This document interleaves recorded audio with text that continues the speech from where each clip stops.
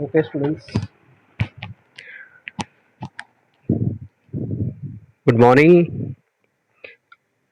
So, in the last session, we have gone through the financial function and criticism of traditional approach, and we have discussed the modern approach of financial function.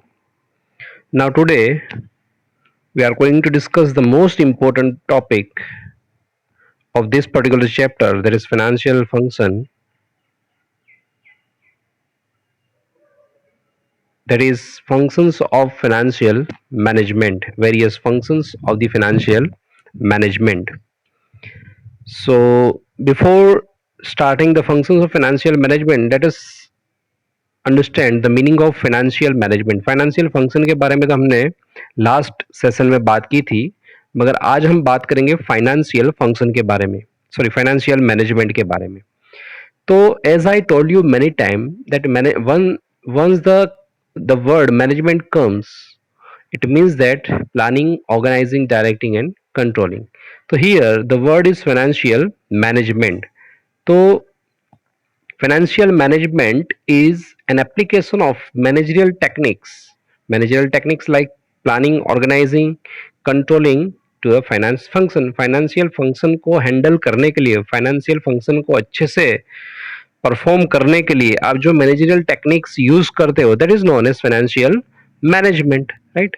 तो applications of managerial technique to handle or to perform effectively the financial activities like raising fund, using fund and management of earnings, ये सब कुछ करने के लिए आप जो managerial functions का यूज करते हो, मैनेजरियल टेक्निक्स का यूज करते हो, that is known as financial management, right.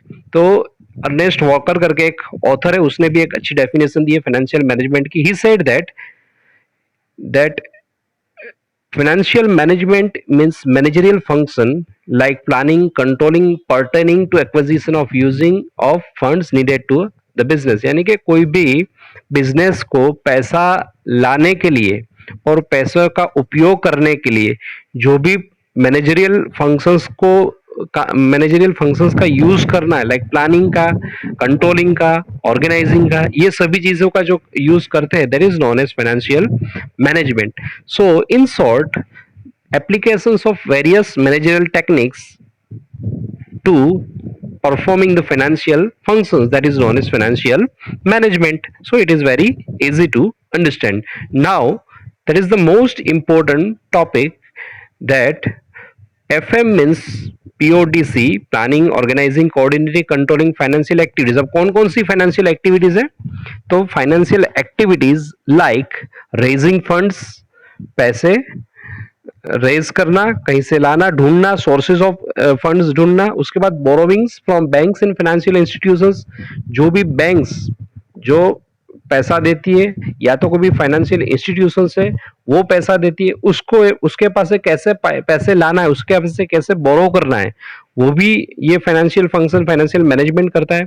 उसके बाद collection from the debtors, debtors के पास से आपको कैसे पैसे कलेक्ट करना है, वो भी फाइनेंशियल मैनेजमेंट का ही काम है.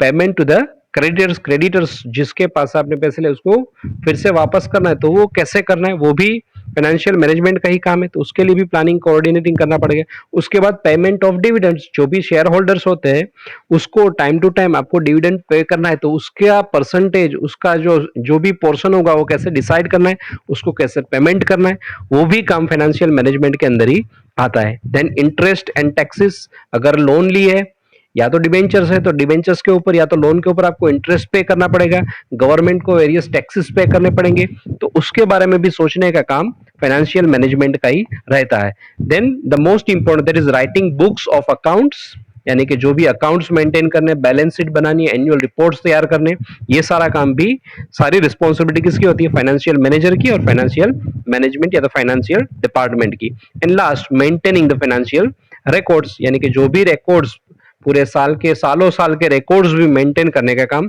फाइनेंशियल डिपार्टमेंट का और फाइनेंशियल मैनेजमेंट का होता है. तो these are the various activities of the financial department or financial functions are performing with the help of management techniques, right? management techniques का यूज करके, planning, organising, coordinating and controlling का use करके ये सारी एक्टिविटीज को अच्छे से perform करना, that is all about the financial management.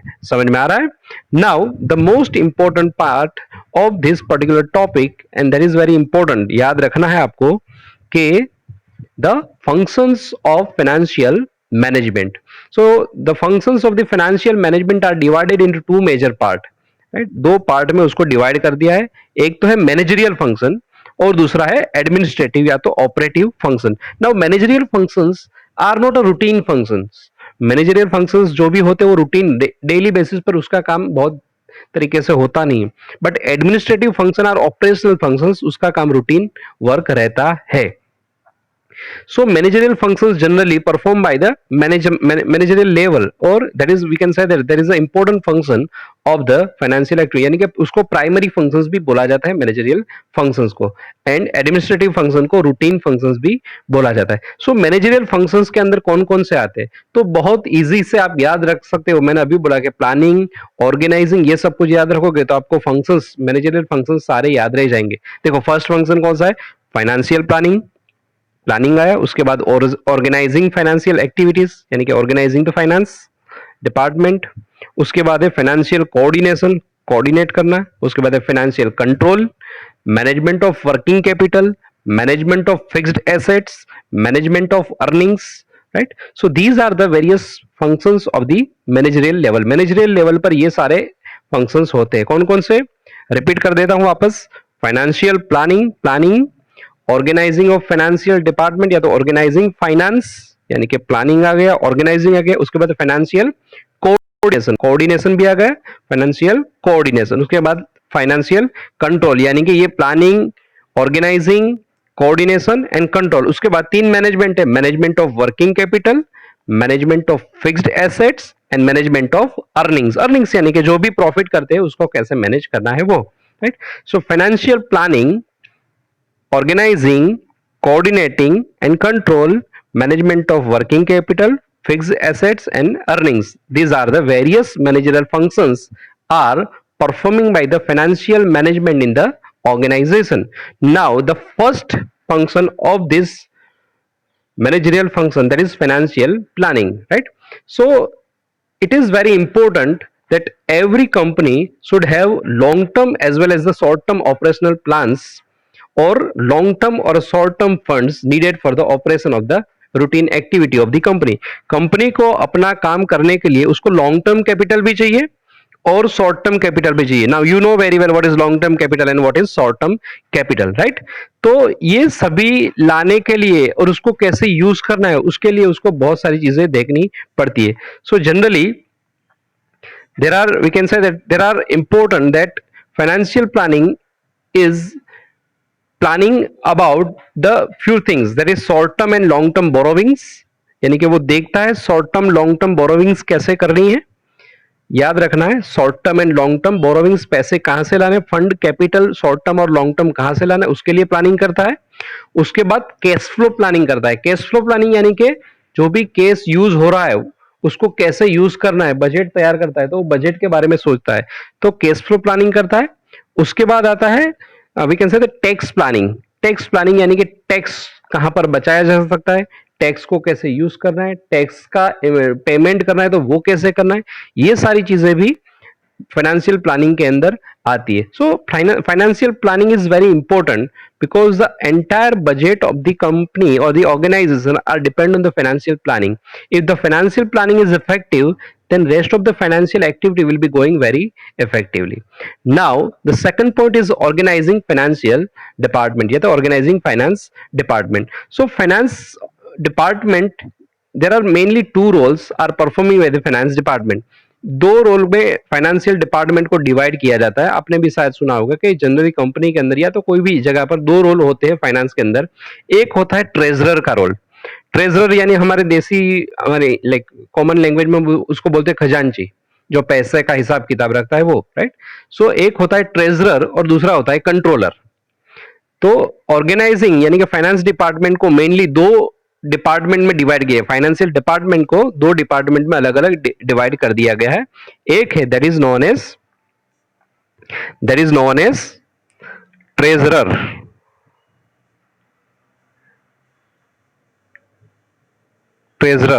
right? And second is controller,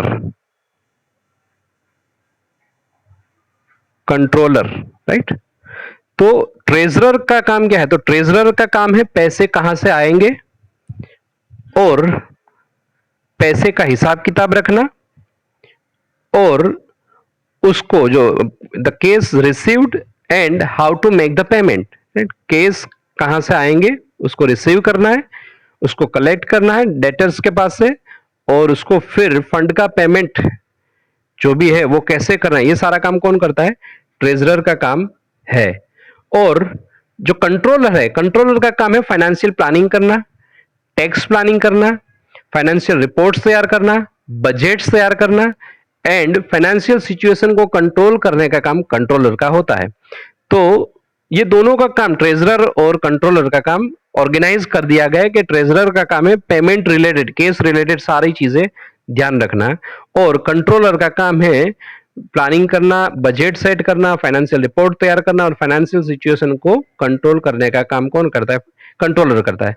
तो that is the organising of the financial department. Treasurer and controller दो चीज याद रखनी है।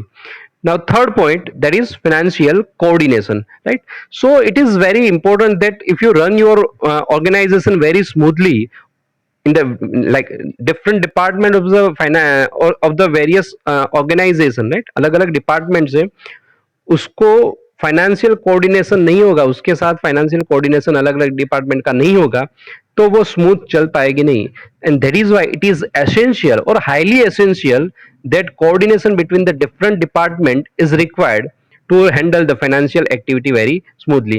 And that is why the financial management brings a coordination through budgeting, marketing, production, materials and HR management. ये सभी को coordinate करके, सभी को साथ में लेकर एक एक हम बोल सकते हैं कि कोऑर्डिनेशन डेवलप करता है, जिससे क्या होता है कि जो सेल्स है वो इंक्रीज हो, रिक्वायरमेंट्स जिसकी भी हो वो उसको टाइमली बेसिस पर उसको पैसे मिलते जाए, और इससे क्या होता है कि जो टारगेट है, जो भी चीजें हैं वो अचीव हो सके आराम से। सो फाइनेंशियल कोऑर्डिनेशन का काम है, फाइनेंशियल डिपार्टमेंट का काम है कि भाई सारे जो अलग डिपार्टमेंट्स है, अलग अलग डिपार्टमेंट्स है, उसके साथ कोऑर्डिनेशन करना, और उसके साथ साथ उसको जो भी फाइनेंशियल रिक्वायरमेंट्स है उसको टाइमली बेसिस पर उसको फुलफिल करना। That is known as financial coordination. Now the fourth one, that is financial control. The fourth is the most important managerial function of the financial management. Financial management का एक बहुत ही important function क्या है? That is controlling of financial activity. Now as we know that कोई भी organisation वो ratio analysis करती है, फंड फ्लो एनालिसिस करती है, या तो कैश फ्लो एनालिसिस करती है, ब्रेक इवन एनालिसिस करती है। इससे क्या होता है कि कंपनी को अपनी प्रेजेंट फाइनेंशियल सिचुएशंस पता चलती है, right? But it is necessary to take some preventive actions, right? कुछ भी ऐसी एक्शंस लेनी पड़ेगी जिससे अगर फाइनेंशियल सिचुएशन नेगेटिव हो रही है, या तो कुछ भी ऐसा कुछ भी हो रहा है जिससे हमारा एक्सेस ऑफ फाइनेंशियल यूज हो रहा है, जिससे क्या होता है कि भाई कंपनी की फाइनेंशियल इम्बैलेंस सिचुएशन इम्बैलेंस हो सकती है। तो यहाँ पर फाइनेंशियल कंट्रोल का काम यही होता है। So control over the liquidity, यानी कि लिक्विडिटी के ऊपर कंट्रोल करना। उसके बाद है क्रेडिट टर्म्स, कॉस्ट और डेटर्स। क्रेडिट टर्म्स कैसे रखनी है, कितनी रखनी है, वो डिसाइड करने का काम ये है। उसके बाद है कोई भी प्रोजेक्ट की कॉस्ट। प्रोजेक्ट कॉस्ट, देखो प्रोजेक्ट कॉस्ट बहुत इंपॉर्टेंट होती है। जितना प्रोजेक्ट टाइम पर खत्म होगा उतनी उसकी कॉस्ट लिमिटेड या तो मिनिमम रहेगी, मगर जितना प्रोजेक्ट डिले होता है उतनी उसकी कॉस्ट बढ़ती रहती है। And that is why the financial department is also control और the look after the project cost. Project कितने टाइम में कंप्लीट होगा, उसकी रिक्वायरमेंट क्या है, वो सभी चीजों भी देखने का काम कौन करता है? Financial control department. So mainly the financial control department is control over the liquidity, control over the cost of debtors. Cost of debtors यानी कि अब डेटर्स के पास से पैसे लिए तो उसको फिर पेमेंट करना पड़ेगा, right? Credit terms collection from debtors, उसके डेटर्स के पास से पैसे वापस लेने पड़ेंगे। तो ये सारी चीजें भी आपको देखनी पड़ेगी। तो ये सारा कौन देखता है? फाइनेंशियल कंट्रोल डिपार्टमेंट देखता है। उसके बाद next point is that management. Now management of working capital. और एक चीज याद रखना कि जो फाइनेंशियल मैनेजर का सबसे ज्यादा time, the maximum time spend और occupied to solving the working capital problems, जो फाइनेंशियल मैनेजर है उसका सबसे ज्यादा जो टाइम जाता है वो किस में जाता है? तो वर्किंग कैपिटल के प्रॉब्लम्स सॉल्व करने। वर्किंग कैपिटल क्या होता है? तो रूटीन कैपिटल, इसको साइक्लिक कैपिटल भी बोल सकते हैं। आगे जाकर पूरा टॉपिक है वो देखेंगे हम।